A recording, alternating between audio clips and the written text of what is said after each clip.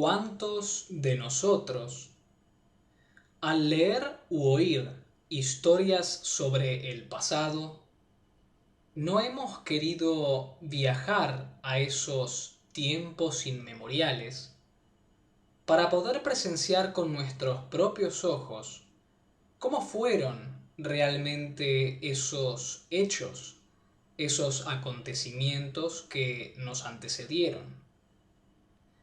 Tantas culturas, tantas religiones, poseen escritas en sus libros sagrados narraciones que son por demás interesantes y que a su manera nos relatan el origen del universo, el origen de nuestro mundo, el origen de la vida. El día de hoy traigo para todos ustedes una de las entregas de mi canal que hace poco más de 2 meses me propuse a hacer, y es un análisis a profundidad de los 2 primeros capítulos del Génesis bíblico. ¿Qué verdades contienen?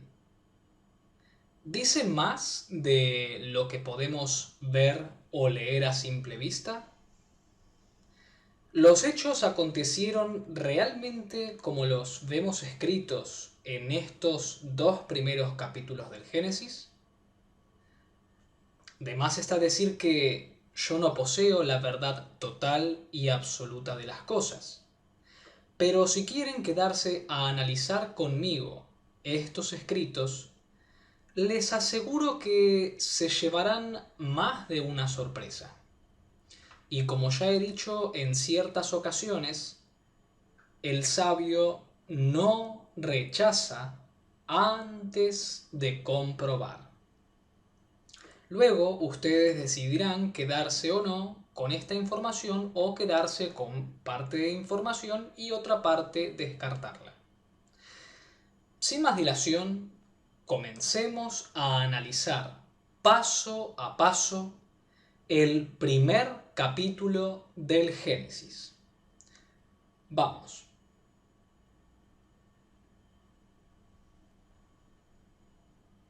En el principio creó Dios los cielos y la tierra estaba desordenada y vacía, y las tinieblas estaban sobre la faz del abismo, y el Espíritu de Dios se movía sobre la faz de las aguas. Bien, empecemos nuestro análisis estudiando la frase inicial de este capítulo. Es decir, en el principio creó Dios los cielos y la tierra. Si la leemos así, tal cual, se nos dice que el Padre Universal, el creador de creadores, la primera fuente, Dios, es el que creó todo el gran universo, incluyendo nuestro mundo. Pero eso es verdad en parte. ¿Y por qué digo en parte? Bien, leamos esta misma frase inicial, pero en otro idioma, en hebreo, ya que en este caso nos va a develar algo más que lo que la traducción no muestra. En hebreo esta frase dice: Bereshit bara Elohim et ha-shamayim ve'et haaretz. En hebreo se lee de derecha a izquierda. Si traducimos esta frase al español, nos queda de la siguiente manera: en el principio crearon los dioses los cielos y la tierra. ¿Y por qué digo dioses y no Dios?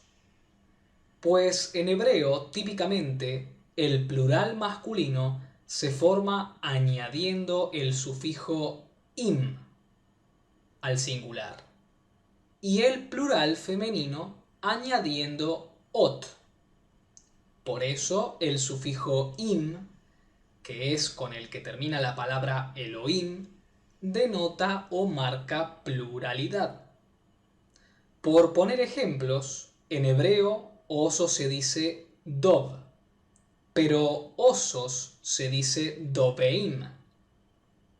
Tigre es nemer, pero tigres es nemereim.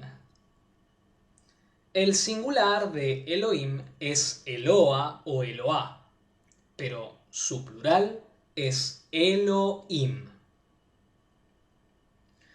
Y todo esto tiene sentido pues para aquellos que han visto uno de mis videos anteriores llamado Evidencia Bíblica de que Jesús es un creador, saben que con la misma Biblia se prueba que el ser al que nosotros conocemos como Jesús, Yeshua o Isa es el creador no sólo de nuestro mundo, sino de un universo.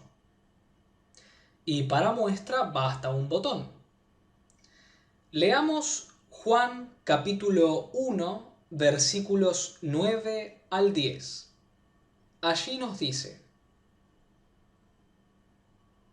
aquella luz verdadera que alumbra a todo hombre venía a este mundo. En el mundo estaba, y el mundo por él fue hecho, pero el mundo no le conoció. Vean que dice directamente que el mundo por él, es decir, por Yeshua, por Jesús, fue hecho. Pero no nos quedemos en esta cita. Vayamos también a Hebreos capítulo 1, versículos 1 al 2. Dios, habiendo hablado muchas veces y de muchas maneras en otro tiempo a los padres por los profetas, en estos postreros días nos ha hablado por el Hijo, a quien constituyó heredero de todo y por quien asimismo hizo el universo, es decir, a través de quien hizo el universo. Todo esto está en la Biblia. También en ese video pongo información que encontramos plasmada en el libro de Urantia, que es un conjunto de 196 documentos, que con mucho más detalle nos dice: en teoría, vosotros podéis pensar en Dios como el creador, y Él es el creador personal del paraíso y del universo central de perfección. Pero los universos del tiempo y el espacio son todos creados y organizados por el cuerpo paradisíaco de los hijos creadores. El Padre Universal no es el creador personal del universo local de Nevadon, que es el universo en el que nosotros residimos. El universo en el cual vosotros vivís es la creación de su Hijo Micael, verdadero nombre y orden a la que Yeshua pertenece. Aunque el Padre no crea personalmente los universos evolutivos, sí los controla en muchas de sus relaciones universales y en ciertas de sus manifestaciones de energía física, intelectual y espiritual.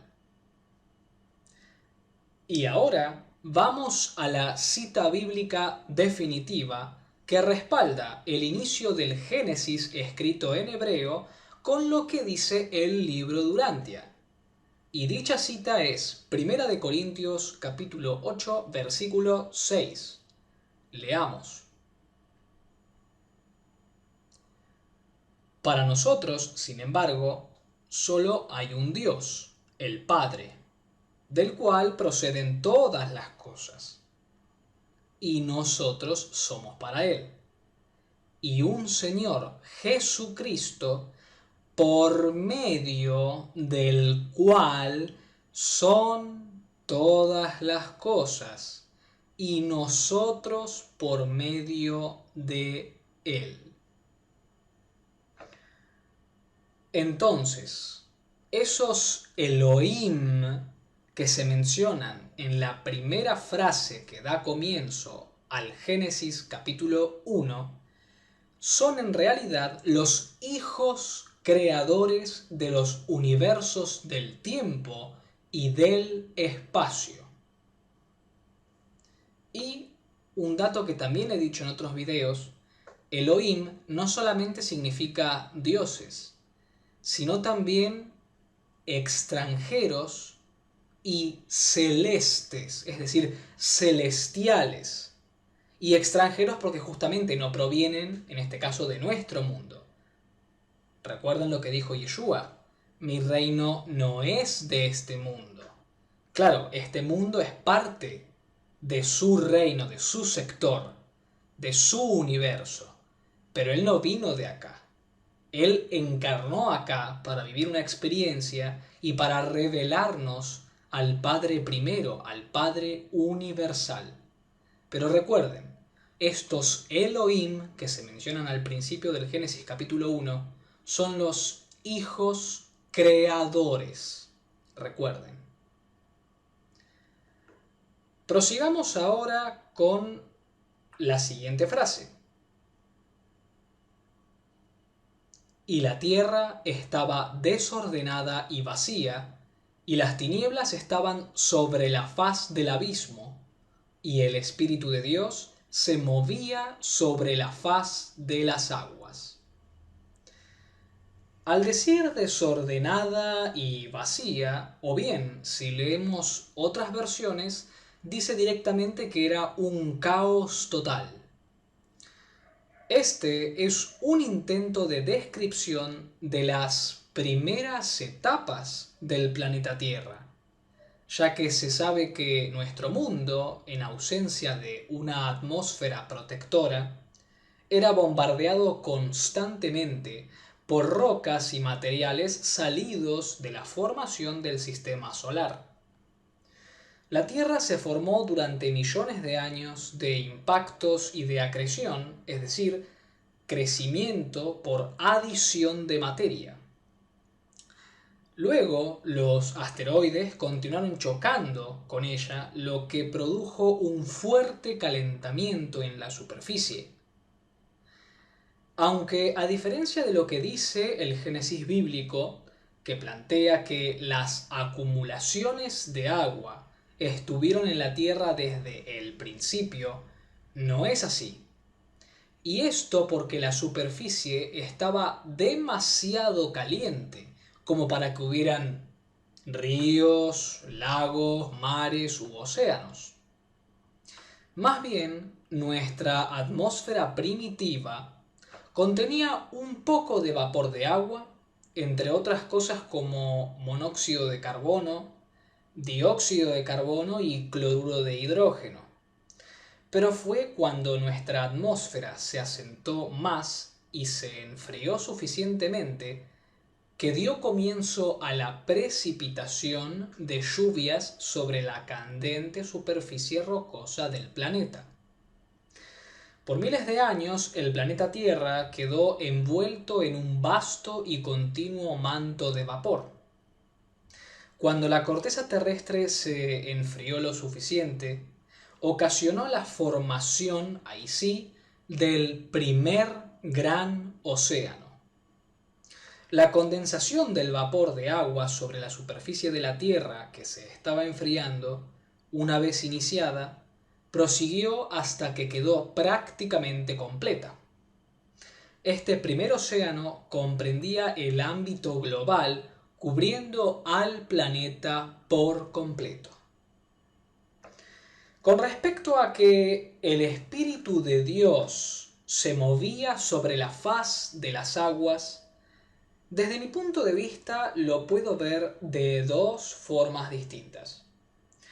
La primera forma en la que interpreto este pasaje es que puede estar haciendo referencia a que la esencia del Creador se manifestaba aquí, ya que la tierra era un mundo en el que habitarían sus criaturas, en el que aparecería la vida y, como sabemos, Dios es vida y causa de ella. Y la segunda forma en la que veo esto es que justamente dice que el Espíritu de Dios se movía sobre la faz de las aguas. Bien se sabe que cuando hablamos de que hay agua en algún planeta, siempre la posibilidad de que haya vida es más grande que en un planeta en donde no la hay.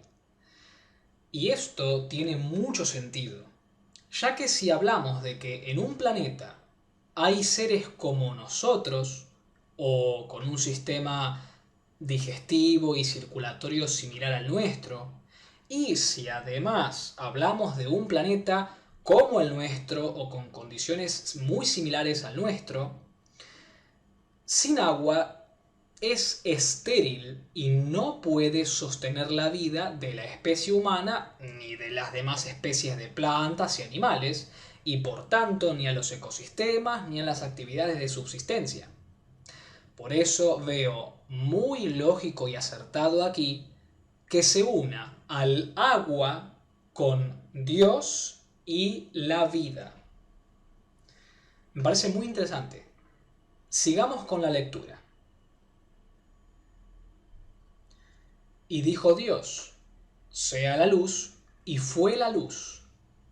Y vio Dios que la luz era buena, y separó Dios la luz de las tinieblas. Y llamó Dios a la luz día, y a las tinieblas llamó noche. Y fue la tarde y la mañana un día.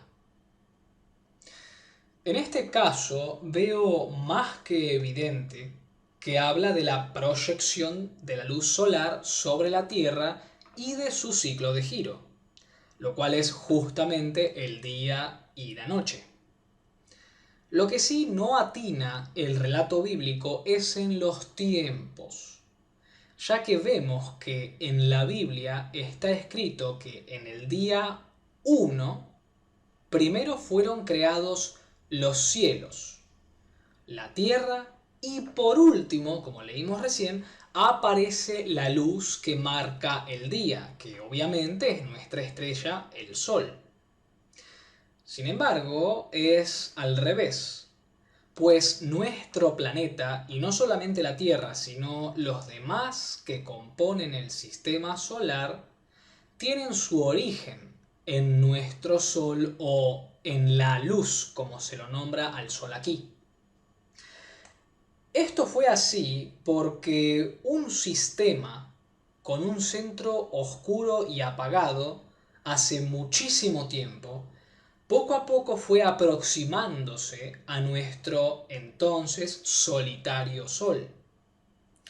Al acercarse este sistema cada vez más, la atracción de la gravedad del descomunal visitante se hizo tan fuerte que nuestra estrella arrojó grandes cantidades de materia y gases. Y estas enormes columnas de gases solares posteriormente evolucionó para convertirse en los planetas del sistema solar. Y lo más impresionante de todo esto es que para muchos científicos puede parecer casualidad, pero en la organización de los universos, de los sistemas, de las constelaciones, nada es casualidad. El ser humano todavía es un bebé que ignora el mayor orden que existe. Es impresionante. Continuemos con la lectura del Génesis capítulo 1. Luego dijo Dios: haya expansión en medio de las aguas y separe las aguas de las aguas. E hizo Dios la expansión y separó las aguas que estaban debajo de la expansión de las aguas que estaban sobre la expansión. Y fue así. Y llamó Dios a la expansión cielos, y fue la tarde y la mañana el día segundo. Para comprender esto, hay que tener en cuenta la visión primitiva del espacio. Por ejemplo, cuando leemos este pasaje escrito en hebreo, podemos apreciar que la palabra aguas y la palabra cielos se escriben de forma muy similar. Aguas, en plural, es mayim y cielos es yamayim. Y es justamente acá que tenemos que detenernos, ya que, por ejemplo, cuando vemos hacia algún gran río o hacia el mar o hacia el océano, nuestra vista en algún punto ve que en el horizonte el agua parece unirse con el cielo. Todo cuestión de perspectiva. Además, cuando el agua refleja al cielo, parece tener justamente el mismo color que el cielo. Por eso, para la visión primitiva de la infancia de la humanidad, era normal relacionar a las aguas con el cielo. Y por eso también esa tremenda similitud en el idioma hebreo cuando vemos la palabra aguas y la palabra cielos. Y dijo también Dios: júntense las aguas que están debajo de los cielos en un lugar, y descúbrase lo seco. Y fue así. Y llamó Dios a lo seco tierra, y a la reunión de las aguas llamó mares. Y vio Dios que era bueno. Después dijo Dios: produzca la tierra hierba verde, hierba que dé semilla, árbol de fruto que dé fruto según su género, que su semilla esté en él sobre la tierra. Y fue así. Produjo pues la tierra hierba verde, hierba que da semilla según su naturaleza, y árbol que da fruto, cuya semilla está en él según su género. Y vio Dios que era bueno, y fue la tarde y la mañana el día tercero. Dijo luego Dios: haya lumbreras en la expansión de los cielos para separar el día de la noche, y sirvan de señales para las estaciones, para días y años, y sean por lumbreras en la expansión de los cielos para alumbrar sobre la tierra. Y fue así. E hizo Dios las dos grandes lumbreras, la lumbrera mayor para que señorease en el día, y la lumbrera menor para que señorease en la noche. Hizo también las estrellas. Y las puso Dios en la expansión de los cielos para alumbrar sobre la tierra, y para señorear en el día y en la noche, y para separar la luz de las tinieblas. Y vio Dios que era bueno, y fue la tarde y la mañana el día cuarto. Mucha atención con lo que acabo de leer.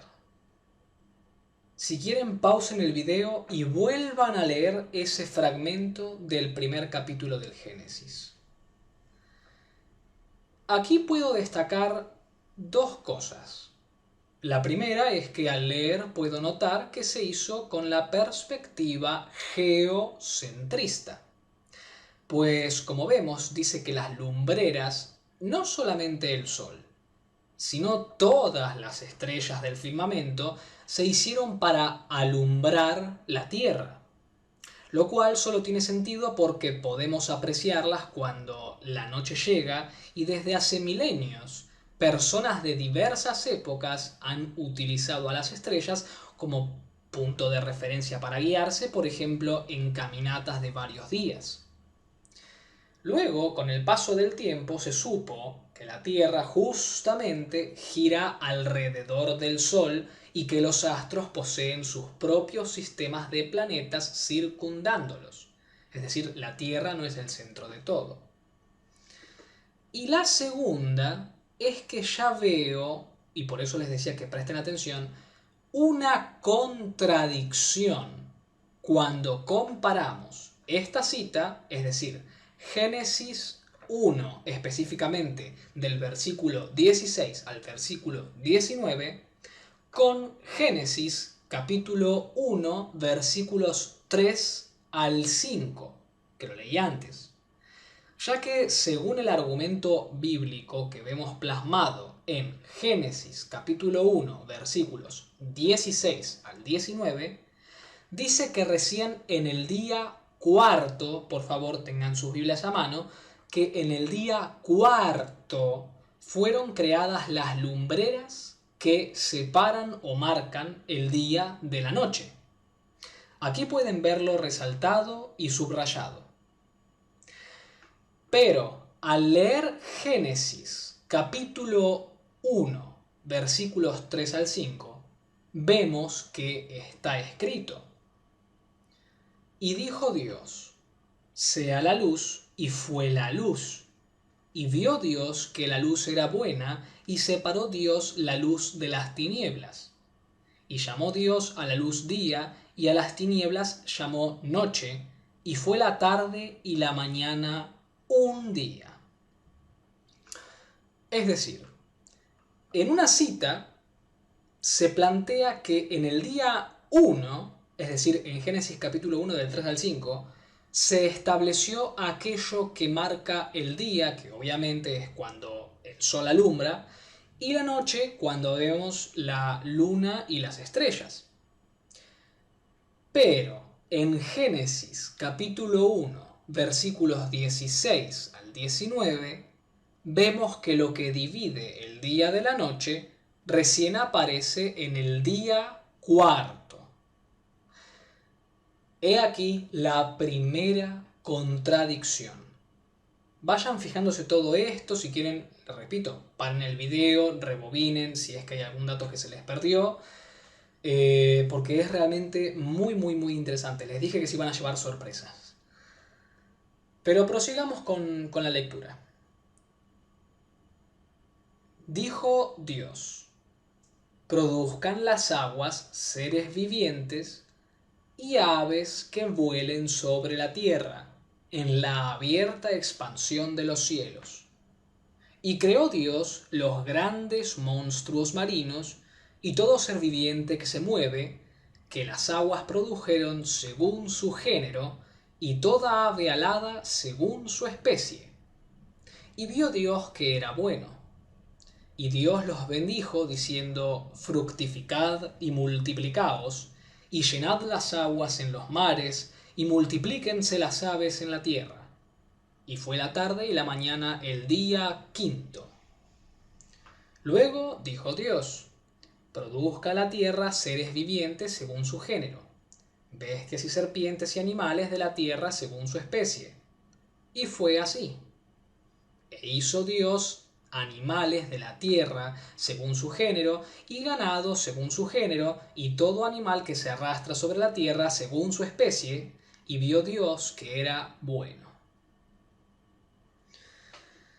Este fragmento claramente no tiene en cuenta el inicio progresivo y evolución de las criaturas, ya que el inicio de las mismas no es como hoy en día las podemos ver o las conocemos. Este fragmento recién leído plantea a los animales plenamente formados, ya sean los acuáticos, los de tierra, los de aire, cuando por las diferentes etapas que la Tierra pasó, no pudo ser así. Así como la Tierra con el paso del tiempo fue quedando como la conocemos hoy en día, los animales, como los podemos apreciar hoy, tuvieron su proceso de evolución, las plantas también. Desde los microorganismos más pequeños, ojo, desde los más pequeños hasta su forma actual. Esto claramente es otra cosa que la grandísima mayoría o todos los antiguos no conocían ni tenían cómo probar. Bien, prosigamos entonces ahora con la siguiente cita. Entonces dijo Dios: hagamos al hombre a nuestra imagen, conforme a nuestra semejanza, y señoree en los peces del mar, en las aves de los cielos, en las bestias, en toda la tierra y en todo animal que se arrastra sobre la tierra. Y creó Dios al hombre a su imagen. A imagen de Dios lo creó. Varón y hembra los creó. Y los bendijo Dios y les dijo: fructificad y multiplicaos, llenad la tierra y sojuzgadla, y señoread en los peces del mar, en las aves de los cielos, y en todas las bestias que se mueven sobre la tierra. Y dijo Dios: he aquí que os he dado toda planta que da semilla, que está sobre la tierra, sobre toda la tierra, y todo árbol en que hay fruto y que da semilla, os serán para comer. Y a toda bestia de la tierra, y a todas las aves de los cielos, y a todo lo que se arrastra sobre la tierra en que hay vida, toda planta verde les será para comer. Y fue así. Y vio Dios todo lo que había hecho, y he aquí que era bueno en gran manera. Y fue la tarde y la mañana el día sexto. Estos últimos versículos en particular me parecen por demás interesantes. Y no solo por lo que diré ahora, sino porque luego lo compararé con cierta parte del capítulo 2 del Génesis que voy haciendo un adelanto.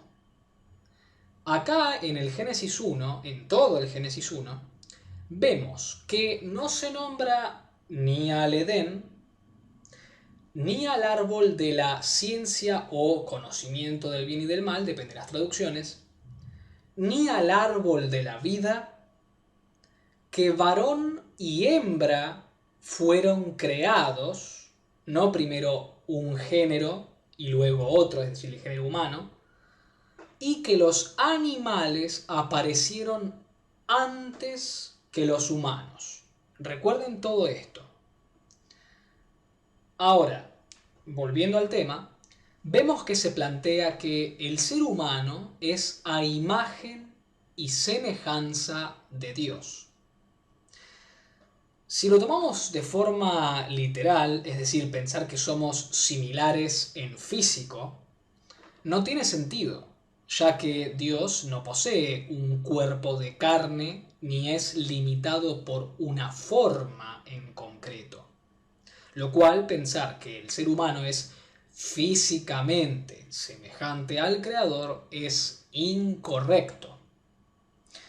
Ahora, el ser humano destaca sobre las demás especies que están sobre la Tierra por la siguiente razón. Somos personas.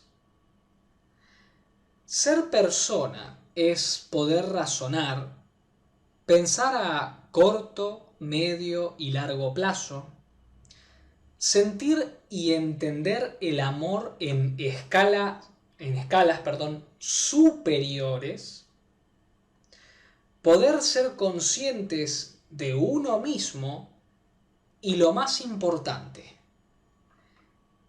la capacidad de buscar a Dios. No debemos olvidar que el ser humano es ciertamente el templo de Dios, pues un fragmento mismo del Padre, ese espíritu prepersonal, por así decirlo, mora en cada uno de los seres humanos. Mora en vos, en tus hermanos, en tus primos, en tus vecinos, en tus tíos, en tus antepasados, en los que han por venir, en cada uno de ellos. Esa semejanza con Dios, con el Padre, yo la relaciono con tenerlo dentro de nosotros. Y eso puede hacernos crecer tanto espiritual como intelectualmente y algún día, al buscarlo, llegar a él. De hecho, la personalidad y la presencia misma del Padre es lo que la Biblia expresa cuando habla de que al hombre se le ha dado señorío sobre las demás especies. Aunque los mortales materiales, como nosotros, no podemos ver la persona de Dios, debemos regocijarnos en la seguridad de que es una persona. Por la fe, aceptar la verdad que describe que el Padre Universal tanto tanto ama al mundo, que proporcionó a sus humildes habitantes la posibilidad de la eterna progresión espiritual, que Él se agrada de sus hijos. Dios no carece de ninguno de aquellos atributos sobrehumanos y divinos que constituyen la personalidad perfecta, eterna, amorosa e infinita del Creador. En ausencia de Dios, y con excepción de su persona excelsa y central, no habría personalidad alguna a través de todo el vasto universo de universos. Dios es personalidad. Pese a que Dios es un poder eterno, una presencia majestuosa, un ideal trascendente y un espíritu glorioso, aunque es todo esto e infinitamente más, es sin embargo verdadera y eternamente una personalidad perfecta de Creador. Una persona que puede conocer y ser conocida, que puede amar y ser amada. Alguien que puede mostrarnos amistad en tanto nosotros podemos ser conocidos, así como otros seres humanos han sido conocidos como amigos de Dios. Él, el Padre, es un espíritu real y una realidad espiritual. Bien, pasemos ya a Génesis capítulo 2, que empieza concluyendo o cerrando el primer capítulo del Génesis 1, es decir, el primer capítulo. Pues dice: fueron pues acabados los cielos y la tierra, y todo el ejército de ellos.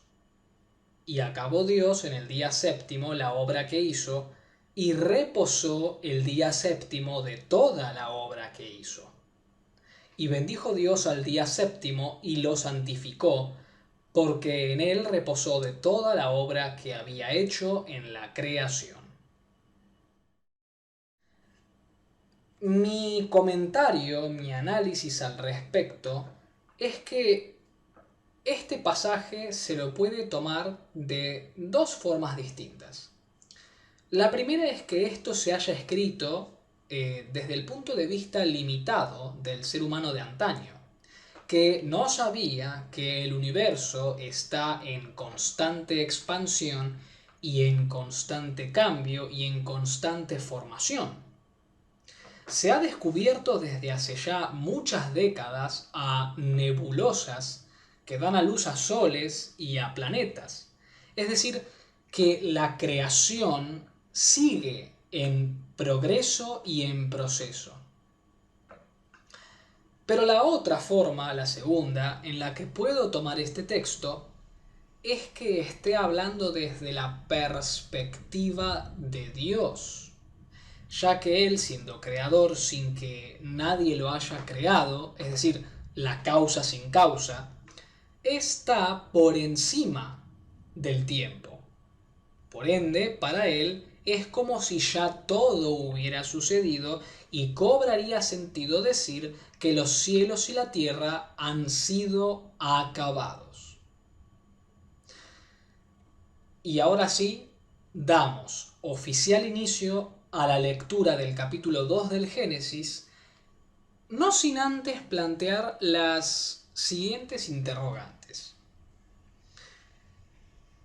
¿Por qué, si en Génesis 1 se explica el origen del universo y la vida en la Tierra, en Génesis 2 se vuelve a hablar del origen de las cosas? Esa es la primera pregunta. La segunda es, ¿no será que ambos capítulos tienen diferencias en sus relatos? Ya veremos que sí, y muy marcadas, por cierto. Procederé a leer todo el Génesis 2, ojo, esta vez lo voy a leer todo de un tirón, y luego pasamos al análisis. Dice así: el hombre en el huerto de Edén. Estos son los orígenes de los cielos y de la tierra, y cuando fueron creados, el día que Jehová Dios hizo la tierra y los cielos, y toda planta del campo antes que fuese en la tierra, y toda hierba del campo antes que naciese, porque Jehová Dios aún no había hecho llover sobre la tierra, ni había hombre para que labrase la tierra, sino que subía de la tierra un vapor, el cual regaba toda la faz de la tierra. Entonces Jehová Dios formó al hombre del polvo de la tierra y sopló en su nariz aliento de vida, y fue el hombre un ser viviente. Y Jehová Dios plantó un huerto en Edén, al oriente, y puso allí al hombre que había formado. Y Jehová Dios hizo nacer de la tierra todo árbol delicioso a la vista y bueno para comer, también el árbol de vida en medio del huerto, y el árbol de la ciencia del bien y del mal. Y salía de Edén un río para regar el huerto, y de allí se repartía en 4 brazos. El nombre del uno era Pisón.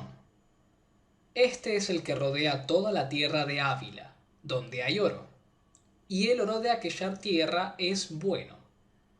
Hay allí también bedelio y ónice.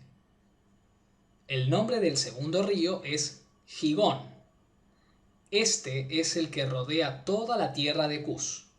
Y el nombre del tercer río es Hiddekel. Este es el que va al oriente de Asiria. Y el cuarto río es el Éufrates. Tomó pues Jehová Dios al hombre y lo puso en el huerto de Edén para que lo labrara y lo guardase. Y mandó Jehová Dios al hombre diciendo: de todo árbol del huerto podrás comer, mas del árbol de la ciencia del bien y del mal no comerás, porque el día que de él comieres, ciertamente morirás. Y dijo Jehová Dios: no es bueno que el hombre esté solo, le haré ayuda idónea para él. Jehová Dios formó pues de la tierra toda bestia del campo y toda ave de los cielos, y las trajo a Adán para que viese cómo las había de llamar, y todo lo que Adán llamó a los animales vivientes, ese es su nombre. Y puso Adán nombre a toda bestia y ave de los cielos, y a todo ganado del campo.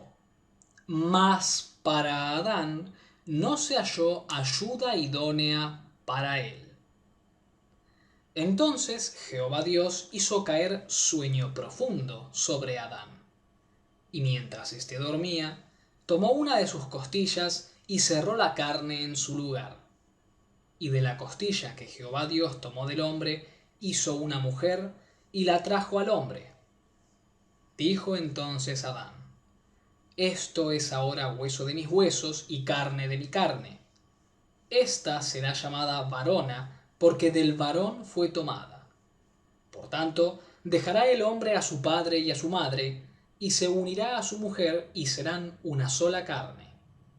Y estaban ambos desnudos, Adán y su mujer, y no se avergonzaban.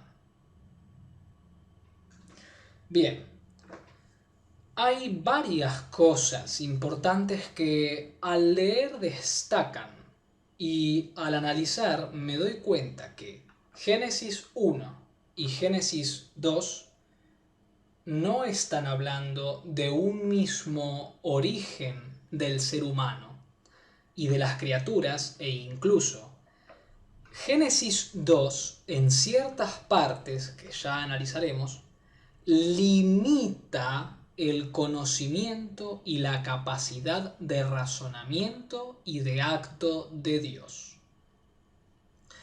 Pero empiezo por lo primero que dije, que es que en Génesis 1 y Génesis 2 se hablan de orígenes distintos de las criaturas. En Génesis capítulo 1, volvamos al capítulo 1, versículos 20 al 29, podemos apreciar que en lo que se cataloga como el día quinto, son creados y manifestados los animales acuáticos y los de aire según su especie y género.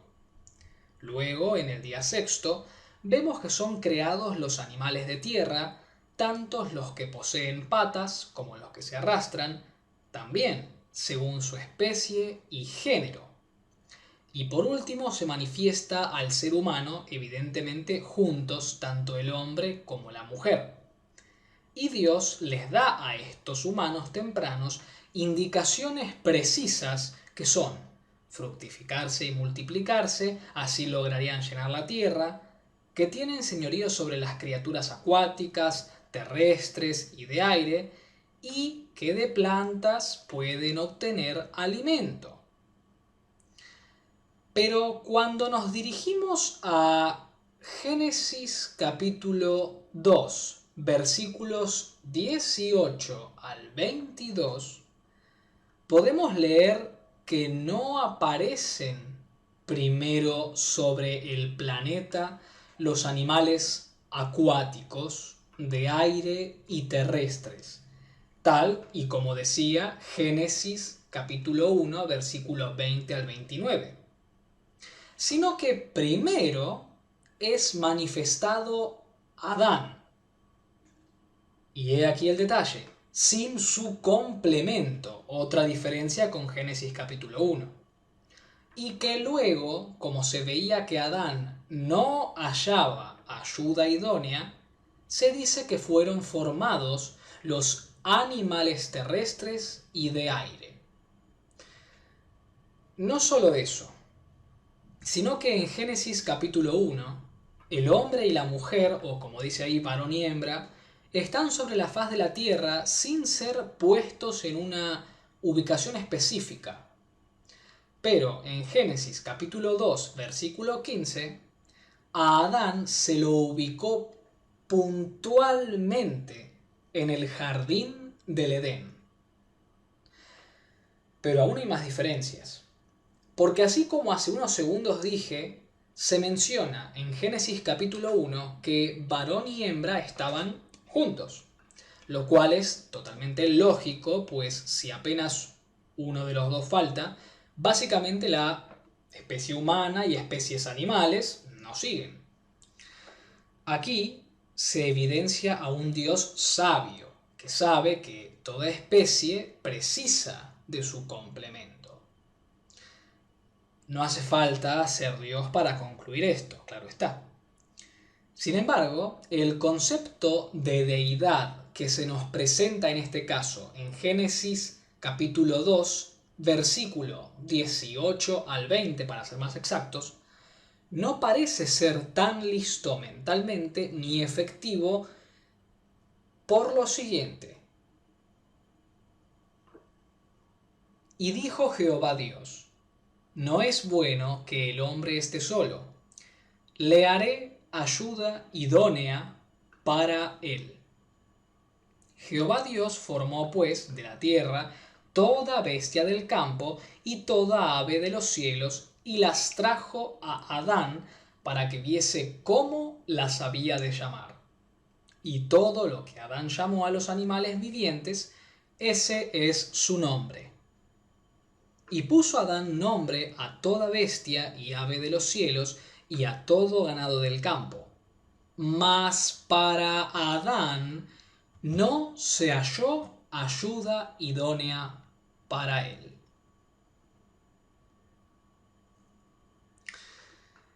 Si Dios en Génesis 1 hizo a toda criatura con su respectivo e ideal complemento, ¿acaso no sabe Dios que Adán, para seguir la especie humana, también necesitaba a su complemento?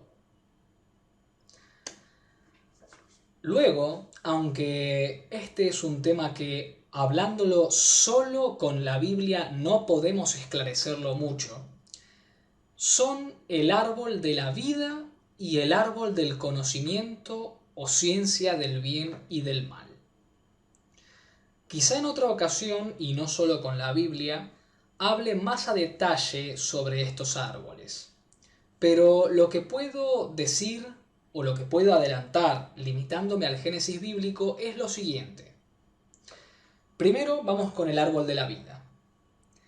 Si vamos a la escritura hebrea, podemos ver que la palabra árbol se dice o se escribe etz.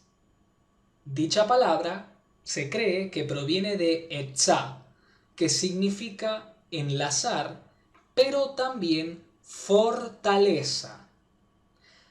Y he aquí que viene lo curioso. Pues otra forma de referirse al árbol de la vida o árbol de vida es también fuente de fortaleza. Es muy posible que dicho árbol, que claramente tenía otras propiedades muy diferentes a los árboles que nosotros conocemos, tuviera un fruto que permitía adquirir fortaleza y vivir durante más tiempo, como una fuente que te otorgaba más tiempo de vida. Por otro lado, tenemos al árbol de la ciencia o del conocimiento del bien y del mal.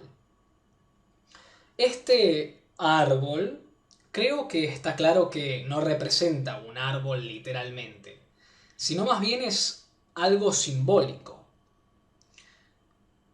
Pienso que representó una situación decisiva para la pareja adánica, es decir, para Adán y Eva, aunque no como podemos leer a simple vista en la Biblia, ya que, repito, ahí se le llama a este árbol como de la ciencia o conocimiento del bien y del mal.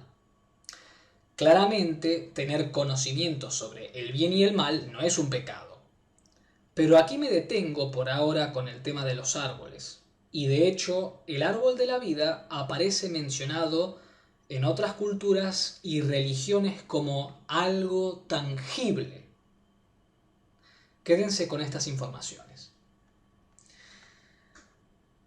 Por último, y con esto concluyo, al leer ambos capítulos, es decir, Génesis 1 y Génesis 2, por lo menos a mí, me da a entender que en Génesis capítulo 1 se habla de una raza de humanos inicial que aparecieron aquí en la Tierra antes que la raza humana de Adán y Eva, ya que como se puede apreciar en el postrero capítulo 4 del Génesis, Caín huye a la tierra de Nod y es allí donde tomó mujer, siendo que supuestamente, tan solo estaban Adán, Eva, Caín y Abel. Entonces, ¿quién era Nod y la mujer de Caín? Y es de notar que en Génesis 1, cuando se nombra a los humanos, no se los llama con los nombres de Adán y Eva. Tan solo son mencionados como varón y hembra. Considero que Adán y Eva son una pareja de seres más avanzados que fue enviada aquí, a la Tierra, para complementar a los humanos que ya habían surgido a partir de la evolución. ¿Y en qué me baso para decir que son más avanzados? Que Adán y Eva eran más avanzados. En la siguiente cita, Génesis capítulo 2, versículo 19 al 20. Jehová Dios formó pues de la tierra toda bestia del campo y toda ave de los cielos, y las trajo a Adán, para que viese cómo las había de llamar. Y todo lo que Adán llamó a los animales vivientes, ese es su nombre. Y puso Adán nombre a toda bestia y ave de los cielos, y a todo ganado del campo. Adán demostraba un gran conocimiento sobre la fauna del planeta. Y claramente Eva ya estaba con Adán cuando fueron enviados, ya que, repito, Dios sabe que uno precisa del otro. No es así tal cual como aparece en el Génesis capítulo 2. Y con respecto a que el hombre fue formado del polvo de la tierra, creo que esa idea pudo surgir pues ya en tempranas edades el ser humano acostumbró a enterrar los cuerpos en la tierra, que ahí cobraría sentido cuando en la Biblia se dice que el hombre retorna al polvo. Y cuando el cuerpo se descompone, mucho del organismo queda seco y con el tiempo se hace cenizas. De ahí muy seguramente la creencia de que Dios había hecho el cuerpo del hombre de barro.